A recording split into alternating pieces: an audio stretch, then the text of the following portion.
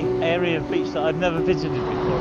I do walk relatively close to here, so if I quickly turn you around into the sunset, you may be able to see the Hayesville Lighthouse up there somewhere. I have no idea whether you can see it, but it's there, believe me. Anyway, down here we've got these artificial reefs that have been put in to protect the beach from erosion and such.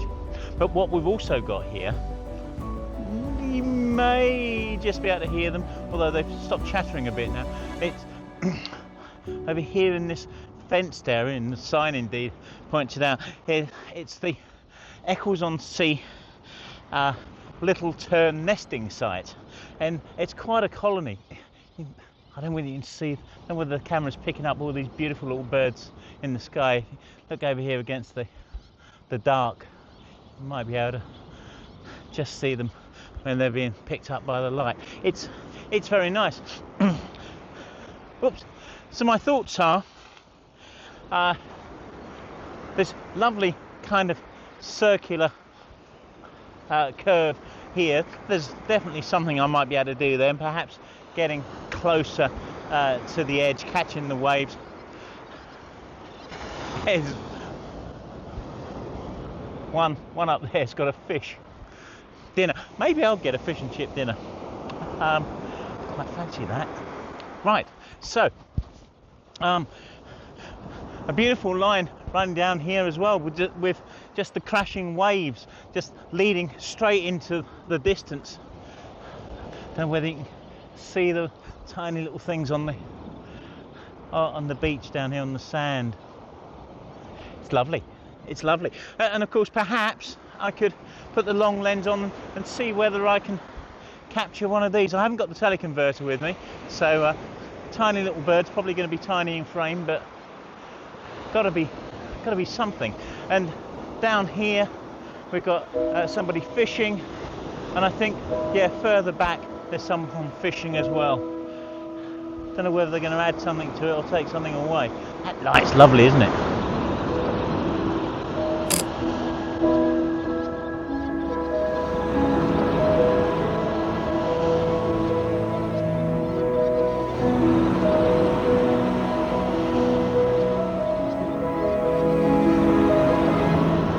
These reefs have created some lovely little kind of harbours and lagoons along here, and there's a lovely shape to this. Looking into what would be the sunset if it wasn't so cloudy, we've got a really nice curve kicking around here. I can't do a great deal with it, in fairness, because the sun's not right or the light's not right, but I'm going to give it a go.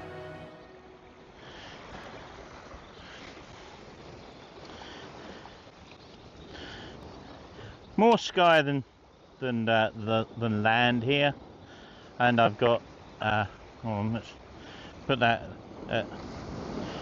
kind of f6.3, something like that. Don't need much more. Probably don't even need that, in fairness. And it's an HDR image, just to ensure that we've got enough in it to get all of the tones that we want. Just review that quickly. Glasses off again.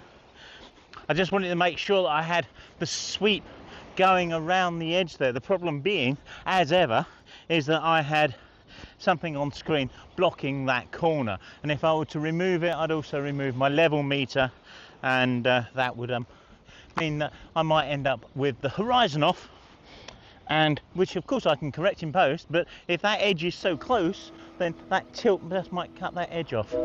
So yeah, I think that's a nice shot.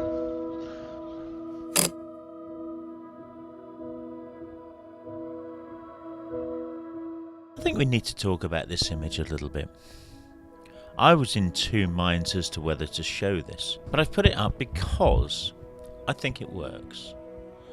Now, the reason I didn't think it worked is because, well, there's not a lot there, is there? It's all sky and a bit of shape in the foreground. But there's a lot of the foreground that's got nothing in it either. A little bit of detail in those pebbles. But actually, if you really do look at this, I think there's a great deal of balance.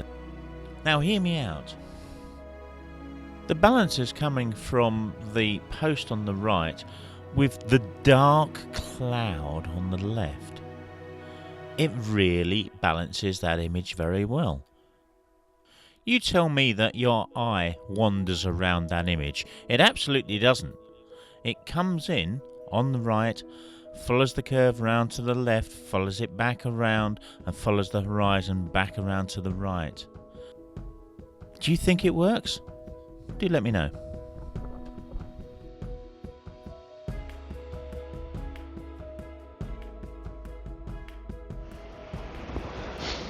Gone for a bit of minimalism, actually. I thought there might be something in the shape of the curve and the way that the water's lapping up to it, but once you get too close to it with a long lens, it just doesn't work so well for me. But this down here does. Just following this line of markers straight into the horizon. That does work.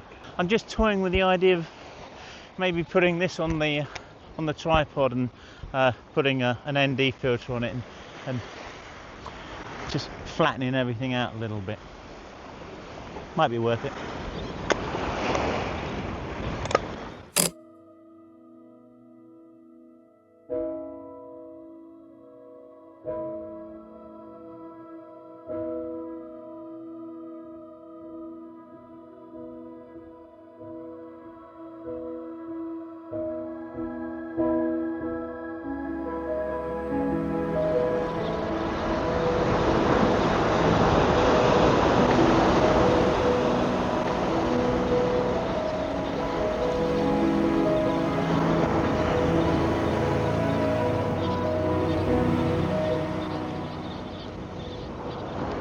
Well, what a sunset this is turning into be.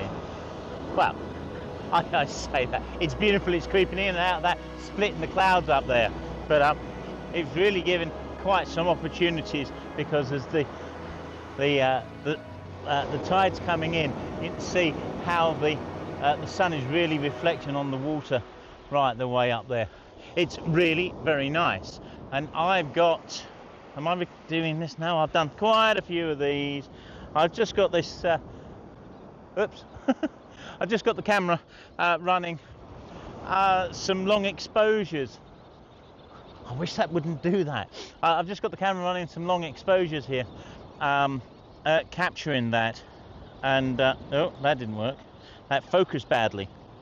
Let's get that again, and there we go, it's got it. So we're capturing, I don't know, something like 50, 70, 80 seconds and such, and on the back of the camera they're looking really nice. I like to shoot a number of these at a time because, well, because they all look different. Yeah, the movement is all different. So yeah, every single one of them is quite unique, and getting just one when you can get as many as you like